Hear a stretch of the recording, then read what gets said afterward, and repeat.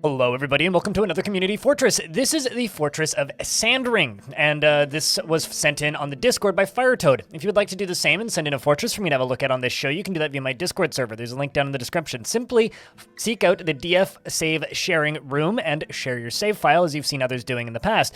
However, keep in mind, if you are using a bunch of mods, please also include your mods folder. Now, this fortress is Firetoad's attempt to create a aesthetically pleasing fortress. And they actually made a Reddit thread, which I responded to, and they linked it as well. I'll link that down in the description if you'd like to see the original thread. But this fortress, it's a cute little surface fortress. It's almost entirely built on the surface. So let's dive in and have a look at this little dwarven town, shall we?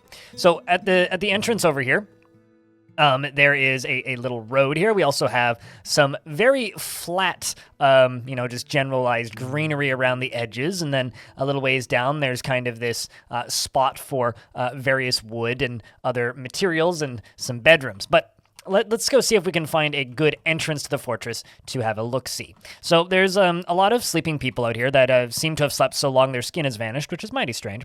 A little bit unfortunate, I would say. Hopefully their skin grows back soon once they grow up.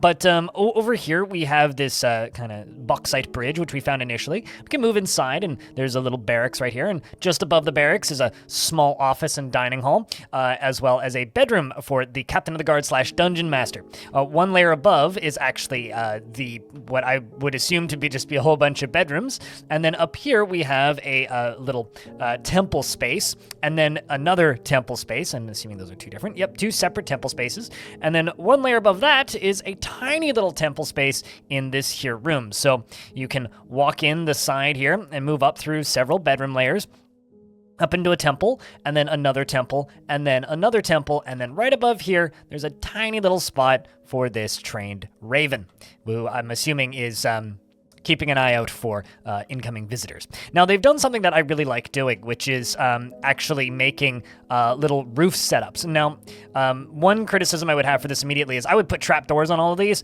just because birds can fly down and in. Granted, trapdoors won't stop that. However, you can lock the trapdoors, and that will stop them from coming down and in, and cats generally won't go up onto the roof that way. I would put trapdoors on all of these. But these lower layers, this is the dining hall and then a bedroom. And then up here, there is this lovely little roof area. So the way to build roofs like this is you simply build walls around in like a square, and then you go around the edges with ramps. And it gives you kind of like this little arched roof look, which I really, really appreciate. And I really like that they've utilized that here, especially with the walls, but we'll get to that in a minute.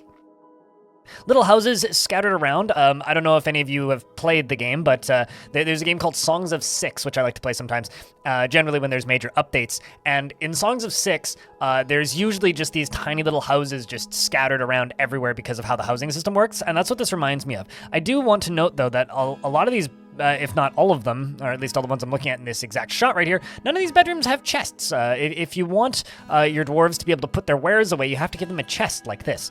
And then you won't have random food left out on the grounds, ideally. And you won't have as many crafts left around, but I digress. Over here we have another dining hall, and then above that, a little goblin is living here. And this zone kind of goes out the side, but that's no biggie. Then down here we have a trading depot, as well as some surface crops. It appears that we have hide root planted. I don't believe I've actually seen hydroid plants before. And then down here we have quinoa seeds and rope reeds and various other surface crops. I really, really like the variety in the plants in this fortress. It's really nice to see. A little bit further down here, we have the original wagon. I kind of like it when players don't destroy the wagons and just leave the partially disassembled wagon from the arrival of the dwarves. I don't know, there's something that's just aesthetically pleasing about it. Especially because like they used to always be labeled as wagon wood instead of just like the type of wood that it's made out of. And this used to be a lot of fun because, like, we would always joke that, the very endangered animal wagons live here. And, you'd have all wagon wood, and people would make, like, little wagon wood statues of a wagon, and it would get all meta like that. But now, because it's just this, I kind of like the fact that it's still here. Now, there's ramps going around the edges of large portions of this wall here, and which appears to be how you get up onto the edge. This area is a little low. I personally would raise this wall up a little bit more. And also, I would build in an overhang for over top of all of these walls, because some things could very much get around across this. Also, like these ramps here, Baddies could get up onto this wall, and I wouldn't really recommend not having an overhang. So on this outside area, I would absolutely put an overhang if you want, like, very secure fortress. But that's up to you at the end of the day. So we have some wood stockpiles here, and then more nice roofs on top of them. Down here is a very nice dining hall space with bedrooms above it, more bedrooms above it, as well as the Baron's dining hall and the Baron's housing here. Now, I would put a bookshelf in here, as well as a chest, or rather, they do have a chest, but just a bookshelf, so they have somewhere to put this stuff here. I really like this Baron's bedroom with the tunnel tube floors. I really like the purple of tunnel tubes. I don't think I've ever actually seen engraved tunnel tube floors. Those look very nice. And then also, as I was noting earlier, chests. If this bedroom right here had a chest, then this crown probably wouldn't be out on the ground. As I move up a little bit, there's more bedrooms. This dwarf is very greedy, as you can see. Their cabinet is full of clothing, so they've got more on the ground. This one up here, we got these pond turtle shell crowns, as well as this wild boar bone scepter. Would go in a chest if there was a chest in this room. And then up here, there's just a whole bunch of statues on the roof, and somebody's very nice apartments up here. It seems to be the bookkeeper and the manager. Once again, I need to make more wooden tables. They look so nice with these textures. And then all the way up to here, the roof. Once again, I like the chessboard theme. It's a nice look. Then down here, we have a little guild hall. Of course, this is a farmer's guild. Of course, looking out on here, I would put some sort of windows or fortifications just so that I could imagine the dwarves would be gazing out upon their crops. And then up here is where the fowl make eggs. And then there's a bunch of barrels in the roof, which is a little bit of an odd choice, but makes sense. And a millstone up here on the roof too. I personally would put the millstone down through into here, but that's just me. And then over here, we have a bunch of livestock pens. We've got musk oxes. We've got a single jaguar, a couple wild boar, which I don't think I've seen a baby wild boar in this version of the game. Look at that, it's adorable. It's a baby wild boar. And then over here we have various other animals. Up top here, we have goblin friend. What?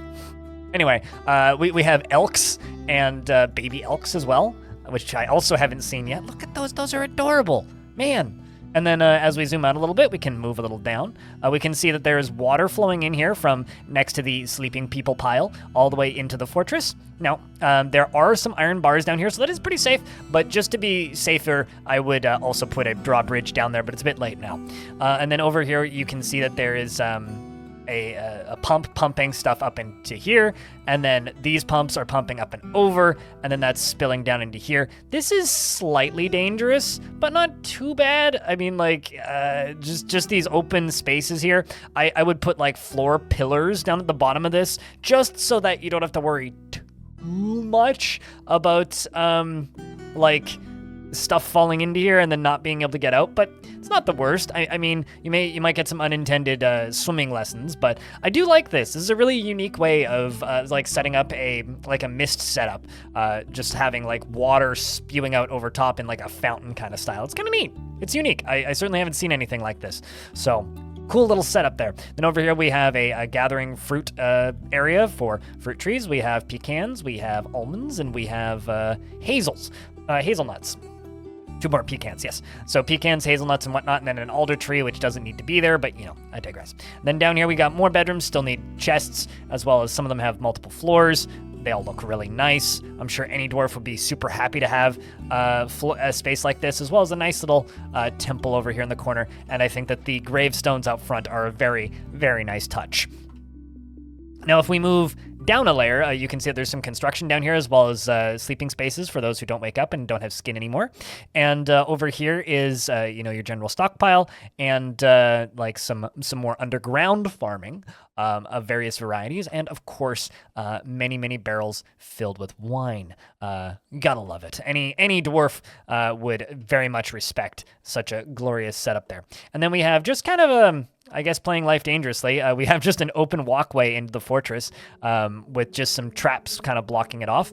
And then up here is our dungeon, which is filled with, cages. And inside of these cages is There's nothing, I don't think. Yeah, nothing is in those cages currently. It looks like there's something in that cage, but I think, yeah, it's just a young fungi wood. And then over here is the captain of the guard sleeping space. Man, that's one heck of a tiny bedroom. And office and dining hall. Very compact, but definitely effective. And then, of course, the artifact hold right next to it as well. I would put some sort of livestock in here, like a cat or a dog, just to spot any potential invaders. I know that they'd probably get caught in the cage trap regardless, but I would still do that. We can now move down a little bit further, and there's more coffins. I'll stop joking now. And then your general quarry kind of space, and more quarries, and then over here in the corner, the space for the wood. Now, if I were to critique anything about this fort, you really need to do away with these skeletons, guys. Personally, I would make a drawbridge and set up a dump zone underneath the drawbridge and get everything crushed or something along those lines. Or alternatively, go all the way down to the bottom where you get lava and then throw it in the lava so that stuff does not, disturb dwarves. Otherwise, you kind of have this pretty high number right here. Don't really want that optimally. Fort runs pretty well. I mean, it's running at 45 frames for me, which is pretty good, and plays just fine. And overall, I would say this is a cute little surface fort. I don't think I'm missing anything. There is this here we go. Here's something. This central section, which here's the hospital area and separate rooms for all the hospital beds. I always say I'm going to do that, and then I never do. Tables for surgery, which, by the way, they can also do surgery on beds. You don't need tables. And then there's also traction benches, but they will do surgery on tables if it's available. One layer up here, we have our bookcases and bookshelves and books, and I'm assuming writing materials? Okay, we got sheets and, okay, so just stockpiles for books, okay. If you were able to get some writing materials in here, is there any? Total number is written objects. No? Okay, so there is no writing materials in here. I was wondering because there was a chest over here, so I was kind of assuming that there was probably going to be some form of writing materials, but I really like this fort. It's a very quaint little town is how I would describe this fort.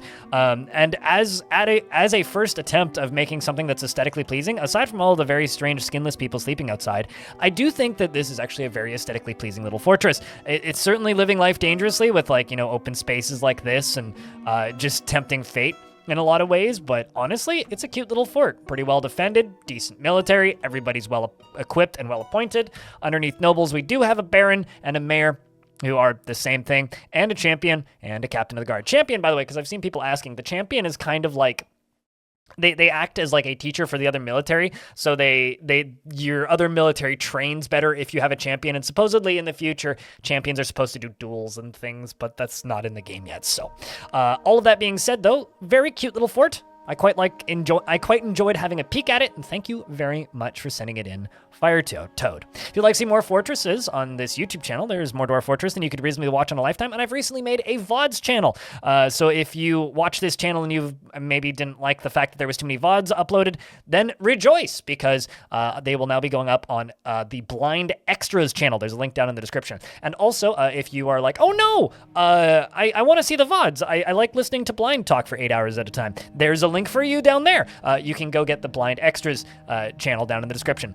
YouTube has made it easier to get channels monetized now, so I only need 500 subscribers and 3,000 hours of watch time instead of the ludicrous number, or not ludicrous, but 1,000 subscribers and I think it was 5,000 or 4,000 hours of watch time. So because of that change, I just kind of snapped and decided to make the jump and make a VOD channel. So thank you very much for watching this video. If you'd like to see more videos like it, check out this YouTube channel, and I hope to see you in the next one.